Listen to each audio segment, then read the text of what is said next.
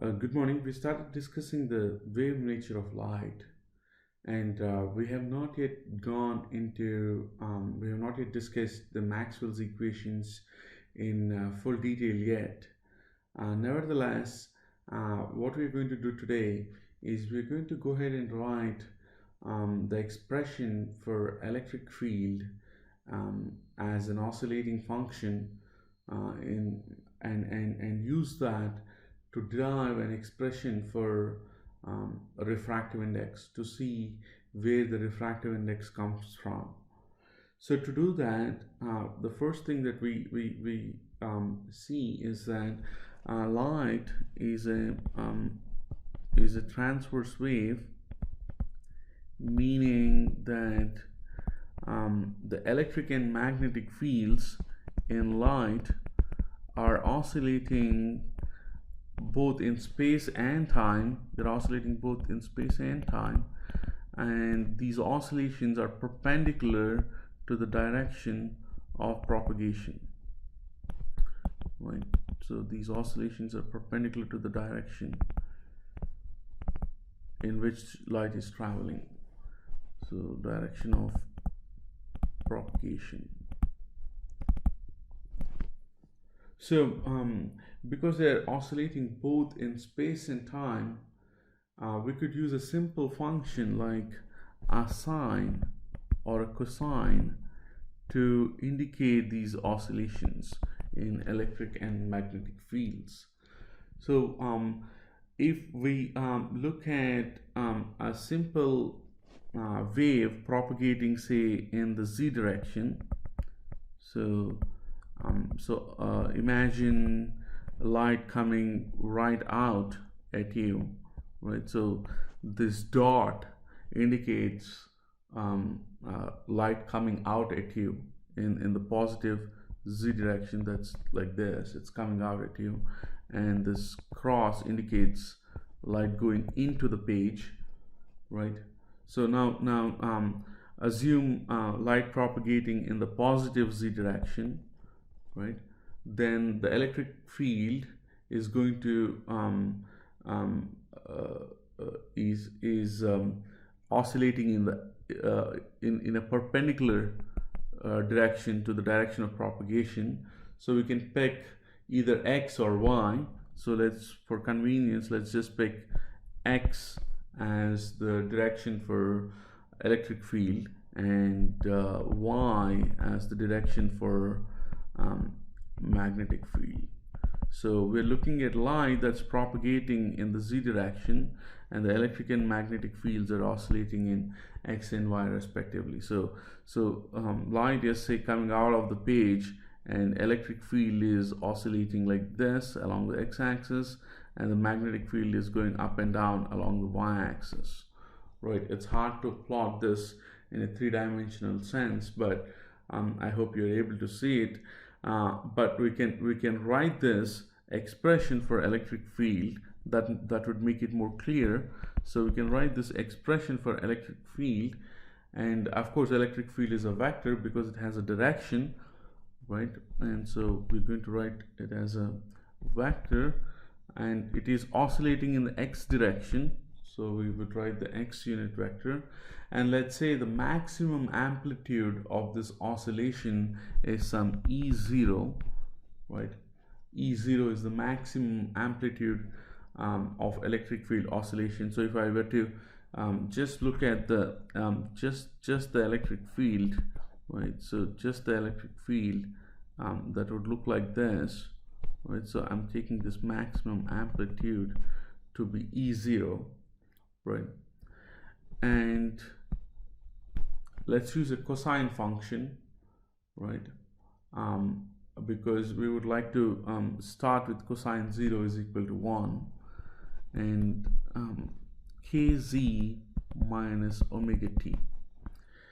So here t is the time, z is obviously the propagation, the direction of propagation, right? And omega, we will see later in more detail, is the angular frequency, right? So light is a wave, so it has a frequency. So this omega is the angular frequency, and this k is related to the wavelength. It's called wave number. In particular, k is called with the wave number, and k is related to the wavelength as 2 pi over lambda. So I'll write it on the next slide in more detail. So we're writing the electric field as some maximum amplitude E0 times cosine kz minus omega t, and propagating along the z direction. So the electric field is oscillating along the x direction, and k is what we call as the wave number. This is the wave number, and this is equal to, defined as 2 pi over lambda, where lambda is the wavelength, right? So if you have a wave, right, so this lambda that we're defining is the wavelength of the distance between the two crests, and this omega is the angular frequency,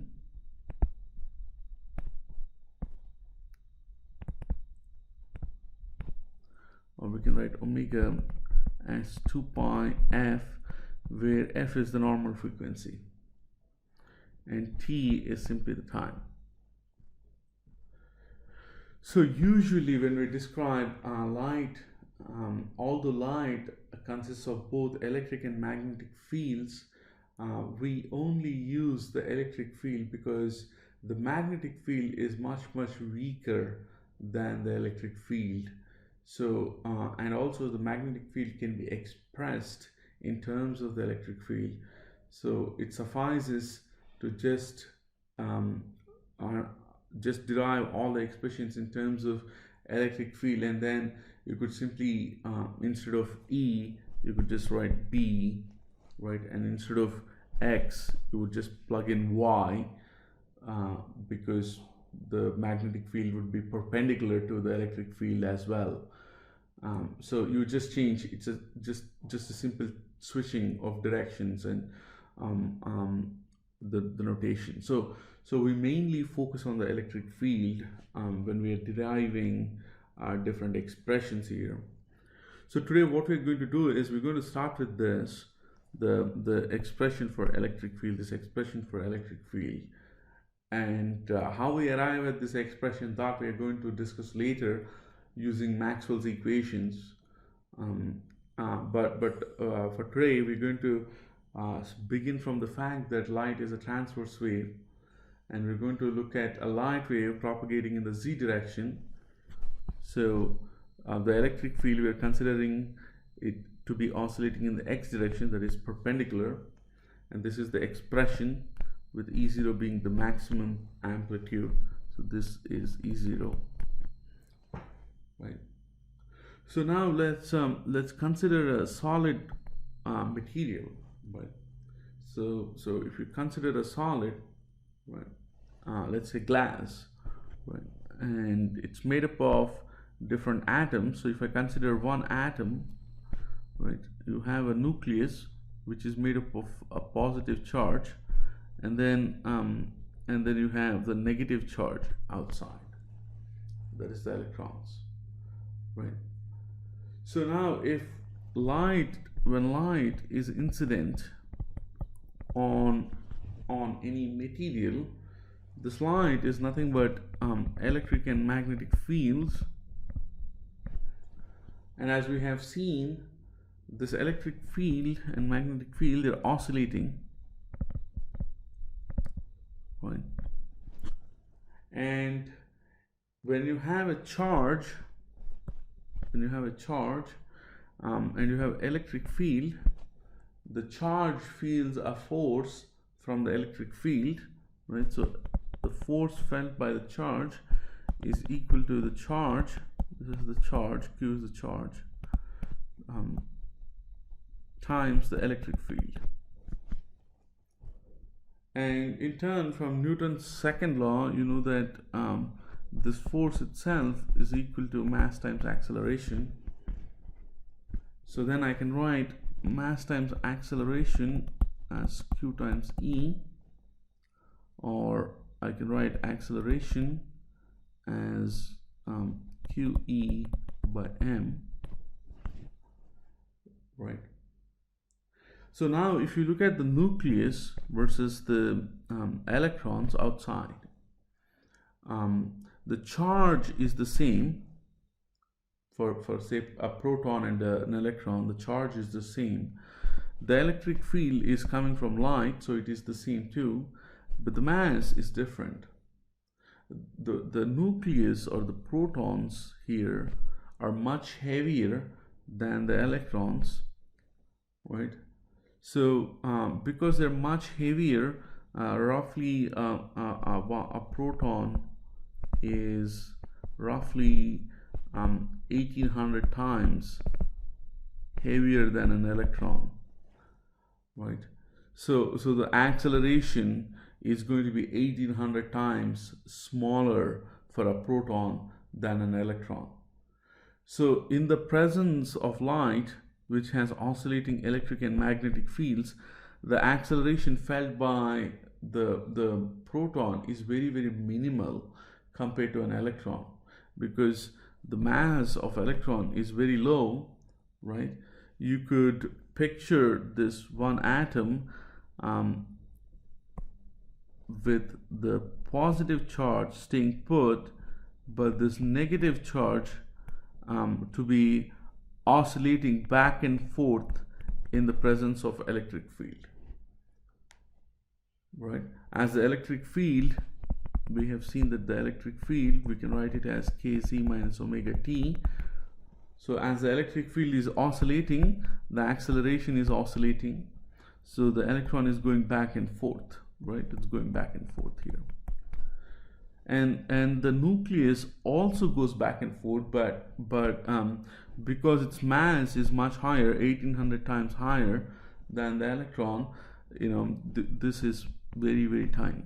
So we are going to assume that this is going to pretty much stay put in its location, and it's only the electron that's oscillating, right? So with that, then we can go back to our simple mechanics. So if we go back to Newton's second law and also use Hooke's law, that is, if you have a spring, for example, if I have a simple spring attached to mass, right, and let's say the spring constant is k, and say the spring, I can compress the spring by an amount x, then you know that the compression, the force, is equal to negative kx. Let's write this as k0 so that you don't get confused with the wave number, where this k0 is the spring constant, right? So that's the restoring force, and this force is equal to mass times acceleration. Or I can write this as mass times acceleration is equal to minus k0 times x. But acceleration itself is rate of change of velocity, right? So then I can write this as m dv by dt is equal to minus k0x. But velocity itself is rate of change of displacement, so therefore I can write this as d square x by dt square is equal to minus k0x, or I can write it as m d square x by dt square plus k0x is equal to 0. So this would be the equation of motion for this mass attached to the spring under a restoring force from a spring with a spring constant of k0. right? So now here, if I have no external force, the right side of the equation here is 0. But what if I'm driving this mass itself with a net force? So here in this scenario, we don't have any net force. So the only force here we considered for deriving this equation here was the restoring force from the spring. But what if I apply another external force, right? Some sort of an external force, F external, right, to drive this mass, then the net force would appear here as F external. So if I applied an external force, then my equation of motion would be md square x dt square k0x is equal to F external. So in case of light, as we have seen, we have the proton, for example, that's pretty much staying put because it's very heavy, and then we have the electron that's going back and forth under the influence of electric field, and this electric field is coming from light, which is an external force, right, that's making this electron oscillate. And that external force here, we can write it as the charge times the electric field. So then we can go ahead and rewrite this equation as md square x by dt square plus k0x is equal to qe. But we know that E is a wave, so we wrote that as E0 cosine kz minus omega t. So that's what I'm going to do here. I'm going to write this as k0x is equal to qe0 cosine kz minus omega t, right? So then we are going to we're looking at electron, so we can plug in the charge of the electron. The charge of the electron is negative E, right? It's negatively charged. So we're going to do that.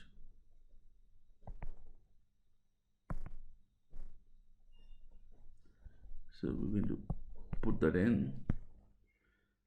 Right, so this is the equation that we get for oscillation of an electron in a material, in a solid material, when we have light incident on the material. Of course, the actual scenario is much more complicated because you have this electron is not just in one atom, but it is shared between different atoms due to covalent bonds or ionic bonds, and the atoms are not really just by themselves. They're in a solid material bonding with each other. So it's a little more complicated than this. Nevertheless, this provides a very good model for refractive index, as you will see. So now we have this differential equation, and this sort of a differential equation is quite easy to solve, and this is called, in fact, a driven harmonic oscillator. And this is a typical problem that you solve in a mechanics course. A simple harmonic oscillator is when the net external force is, if we set this to 0, that's where you have a simple harmonic oscillator. And here we're driving the harmonic oscillator with the electric field.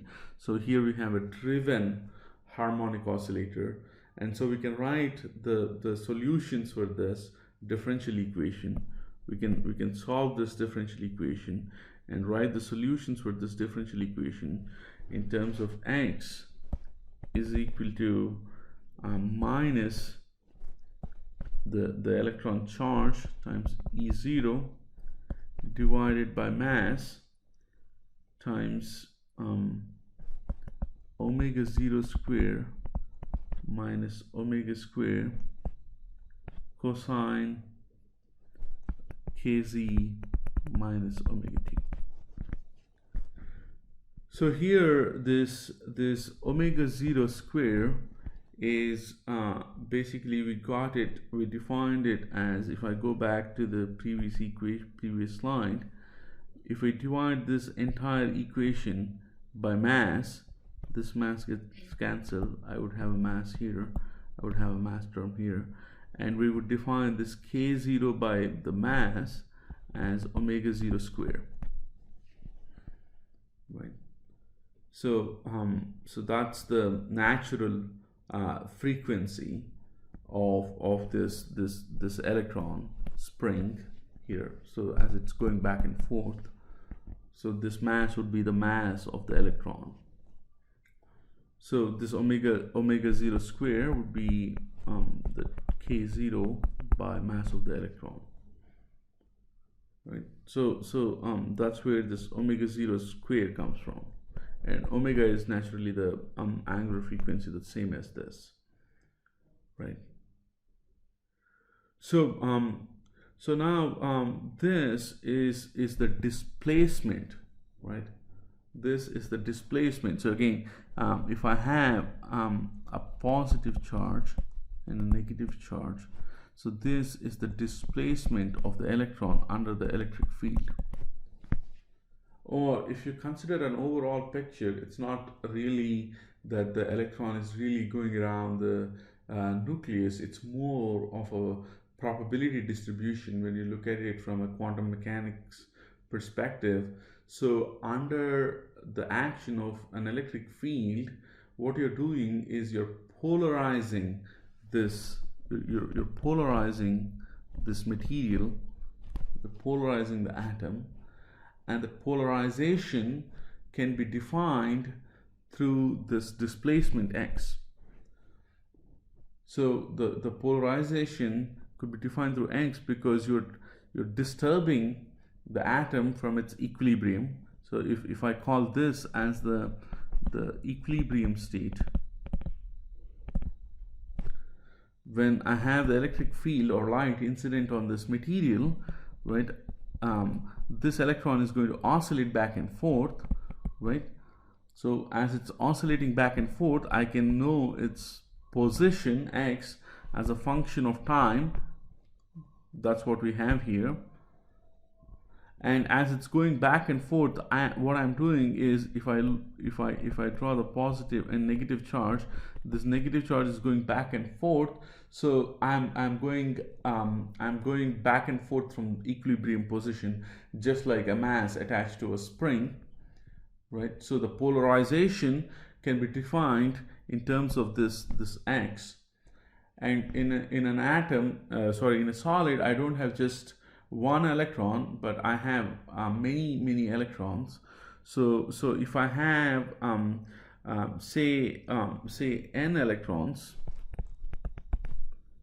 right, and then we have we can define the total polarization as capital P as the total number of electrons, right?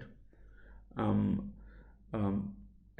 remember that we have also a positive charge at the center, right? So if we consider the positive charge at the center and define the dipole moment for one atom, right, as negative qx, then the polarization for the entire solid would be negative nqx,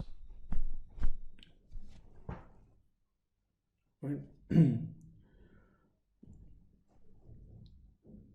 So in the presence of an electric field, right, the center of this negative charge, right, or the electron is getting displaced compared to the nucleus, right? So this center of the negative charge is getting displaced from the nucleus, um, and we are looking at the what we call as the dipole moment, right? And in particular, we have a positive charge here, which is positive proton plus E, and here we have a negative Q, right? So the net dipole moment, right? So if I take this as the origin, the net dipole moment is negative E times x, or negative Q times x. If this is the oscillation of this electron is x from the equilibrium position, the net dipole moment change is negative qx, right? Dipole moment is defined as the charge times the distance, right? And here we're defining this x as the change from the equilibrium position, right? And so here I have another extra negative sign because we're defining it as the net dipole moment. So polarization is the total dipole moment of the solid. For one atom, the dipole moment is negative qx. So the total dipole moment is negative the total number of atoms, n, or the total number of electrons, if we consider 1 electron per atom, qx, right? So then I can write this as, I have a negative sign already here, right? So I would get n times this instead of q, again I write e. So e squared times the electric field, right, times cosine kz minus omega t divided by mass times omega 0 squared minus omega squared. So what we did here is that we considered the electric field as an oscillating function. We derived an expression for the displacement of the negative charge, because the negative charge has less mass, so its acceleration is more pronounced than the positive charge, which is heavier. And by considering the equilibrium position, we defined a net dipole moment, which is the charge times the displacement. And the thing that you have to note here is that while defining the dipole moment, we included the negative sign explicitly, right? So I wrote the negative sign explicitly here, so negative qx. And if I want to look at the net polarization, which is the total dipole moment, and if I have a total number of n atoms, then the net dipole moment would be n times each dipole moment for one atom. So I have negative nqx. Again, I included the sign explicitly, so I don't need to include it again when I substitute q to be electron charge. So I know the displacement that I derived from the equation of motion, and I plug that in here. So I get the net expression for the polarization, right? So this E is just the total E vector, right? The total E vector. This should be E0. So this should be the total E, the net electric field, right? So then I can write the net polarization. Then the net polarization, then I can write it as the total number of atoms, E square E divided by m omega 0 square minus omega square. So what we're going to do is we're going to look at this particular part, right, and define this as chi, and this chi is known as the electric susceptibility.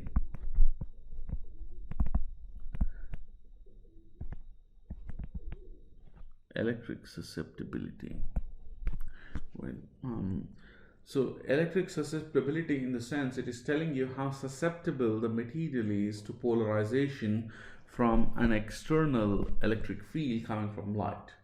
Not necessarily from light, it could be any electric field in general, right? But here we are particularly looking at the case of light, right? So this chi is telling you how susceptible the material is to polarization, that is, how far you can push the electron away from the equilibrium, right? Essentially, this P is nothing but, remember that it is nothing but the net dipole moment, the total dipole moment. So it's telling you how far you can push how well you can polarize the material, right? So how susceptible the material is to the action of the electric field. So chi is the electric susceptibility, or you can write the net polarization as chi times the electric field. In general, this chi is not just a scalar or a constant. It's what we call as a tensor, but it's what we call as a tensor. But we are not going to go into more details about that right now. We're just going to look at the polarization as chi times E. So then I can write the electric susceptibility as Ne squared by the mass, and this mass is the mass of the electron, right? So now omega squared, right? So this chi is related to the refractive index. This chi is related to the refractive index as 1 plus chi is equal to the refractive index squared.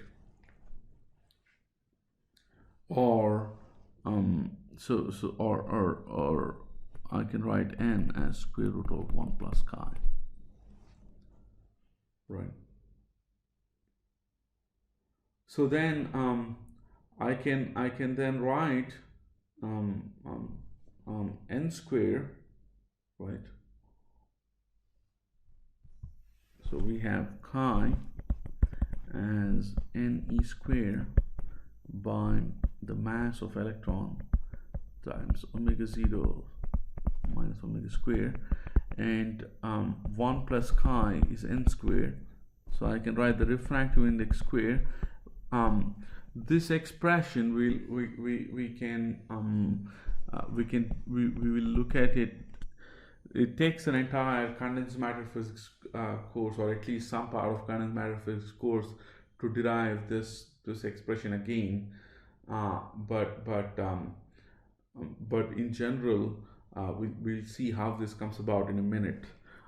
So I can write n square as 1 plus the susceptibility Ne squared by Me omega 0 squared minus omega square. Now if I pull this omega 0 square out, I can write this as 1 plus Ne square Me omega 0 square 1 minus omega square by omega 0 square, right? And then I can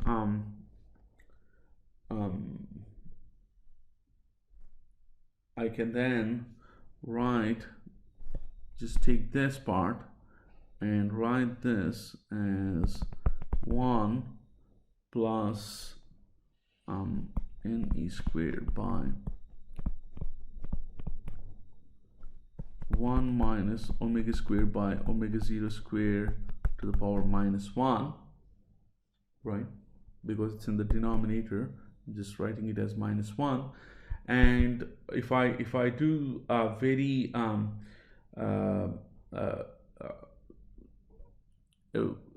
an approximation, right, for this this term, that omega by omega 0 is much less than 1, and this stays true for a lot of frequencies. Recall that this omega 0 is the natural frequency of the atom, of the electron with which it oscillates. Remember that this omega 0 is the natural spring constant divided by the mass of electron, right? And this omega is the frequency of the incident light. So omega by omega 0 is much less than 1 for most of the visible radiation that you see. So this approximation is correct for most of the visible radiation that we see. So we can do a simple expansion here, right? So then we can write this as a simple expansion as n square is equal to 1 plus ne squared by me omega 0 squared 1 plus omega squared by omega 0 squared, right? What we have done is we have done something like 1 plus x to the power n is almost is equal to 1 plus nx, right? From the or 1 plus x to the power minus n is equal to 1 minus nx. So in the last slide we took this minus 1 and put it in here, right? Because we're making this approximation. So you have to remember that the next expression, the following expression, is valid only for visible radiation, not for any sort of radiation. Only for visible radiation this is true, right?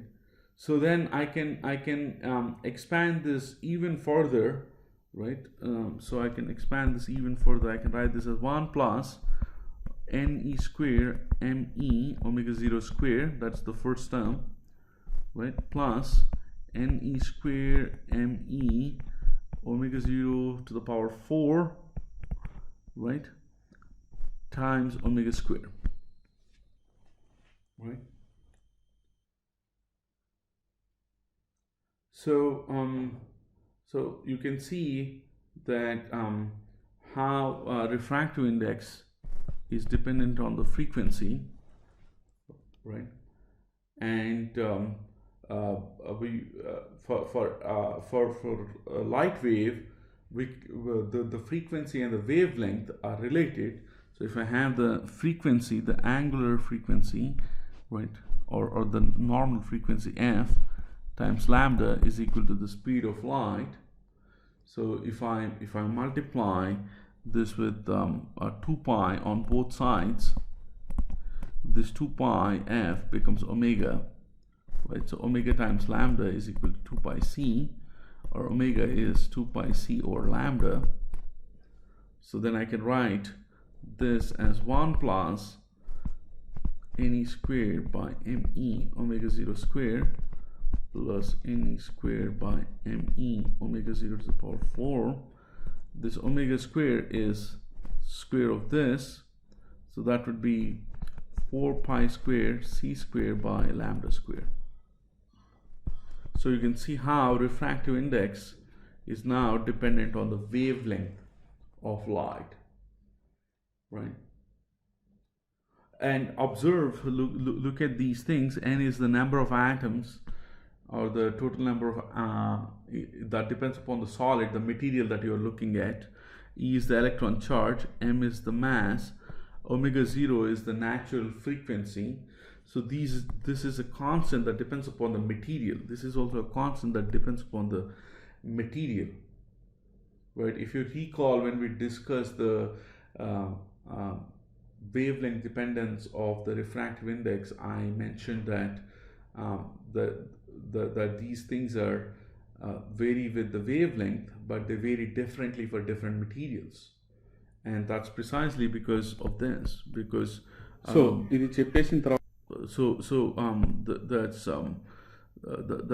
that's precisely why they vary differently.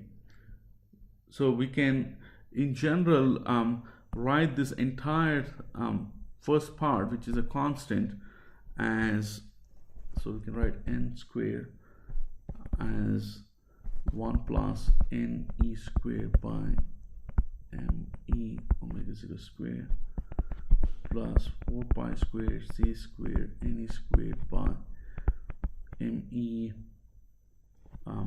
omega 0 to the power 4 1 over lambda square. We can write this as the constant A, right, and this as a constant B, and these constants A and B depend upon the material itself, because N depends on the material, omega 0 also depends upon the material, because we omega 0 depends upon the spring constant, which depends upon how the atoms in the material bond. So we were looking at a very crude model to begin with, but in reality the spring constant depends upon how the atoms bond. So we can write N square as A plus B over lambda square, right? So that's how, and this N is the refractive index.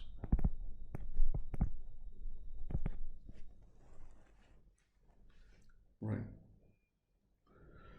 So now when I said that we got to this expression from the fact that N square was equal to something like 1 plus chi, right? And I was going to tell you look into this in greater detail. So in general, when we have, for example, a positive and a negative charge, let's say a dipole, right, and when light is incident on it, right, this is nothing but oscillating electric field, it sets this dipole in motion, right, and this dipole is oscillating,